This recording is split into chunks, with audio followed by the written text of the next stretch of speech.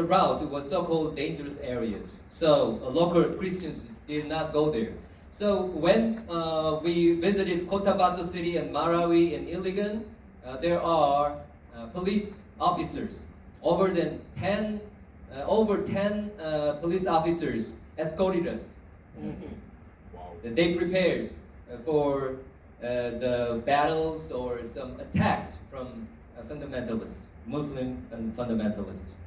So we left school at 1 a.m., flew for 2 hours at 4 a.m., and then drove for 3 hours, and we reached the place. It was impossible to go 2 hours into the mountains by ordinary car. So we switched to a 4-wheel drive car and a mountain bike, and we went to the mission field.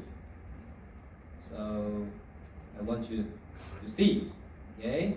This is the jungle. And then this road, okay? Used to be jungle without roads, but recently they have been made. And so the jeep cars and mountain bikes, they can pass through them. Okay. The next slide. Yes.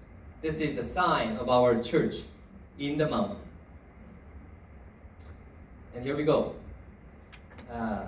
This is the place where I ran non-stop for 16 hours from 1 a.m. to 4 p.m. Okay. Surrounded by mountains. There's a town. And this is the gift from the tribe. Guess what? Sweet potato. Okay? It's different shapes. And then I forgot the name of this root plant. Cassava? Oh, really? Okay, thank you so much. And this is the chief of this small tribe. This kind of fashion people, right? Okay, he's dressed fashionable. Okay, that is, he is modernized. And in this town, about 250 people, including children, live in this community.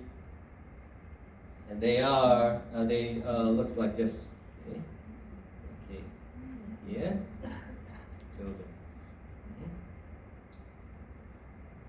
This tribe was typical of animism and worshipping trees, mountains, rocks, and animals as gods. However, our missionaries, 2 female missionaries there, they came to this place about a year ago, and they first got acquainted with them and helped them in various ways. And the gospel reached this place. It took 4 or 5 hours for the missionaries to come here and teach them the Filipino language, Tagalog, and start studying the Word of God together. About 9 months ago, the chief, you remember that? This chief, okay, was converted. And now, about 80% of this tribe became Adventist. This is the church, okay? What a contrast between this church and this church, okay?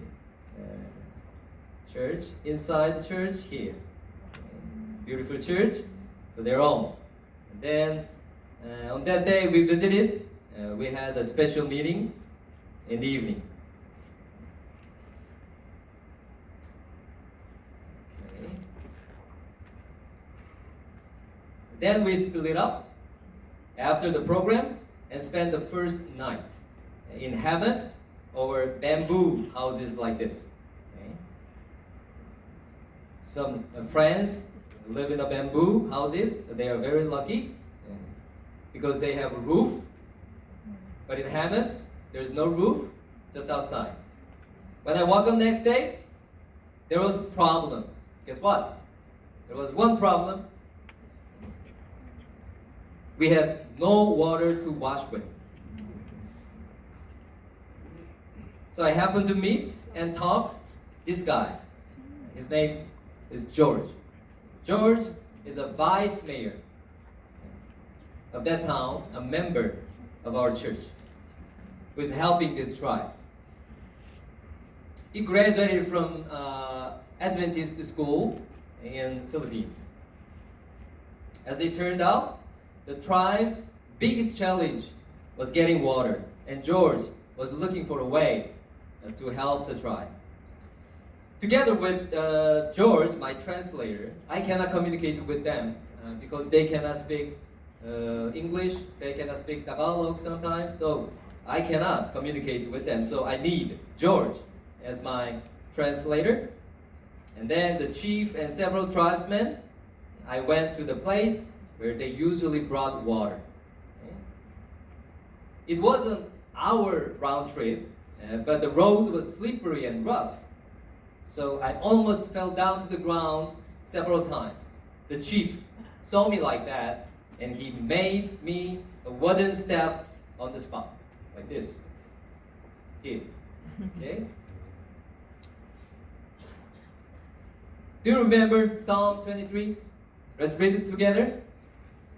Even though I walk through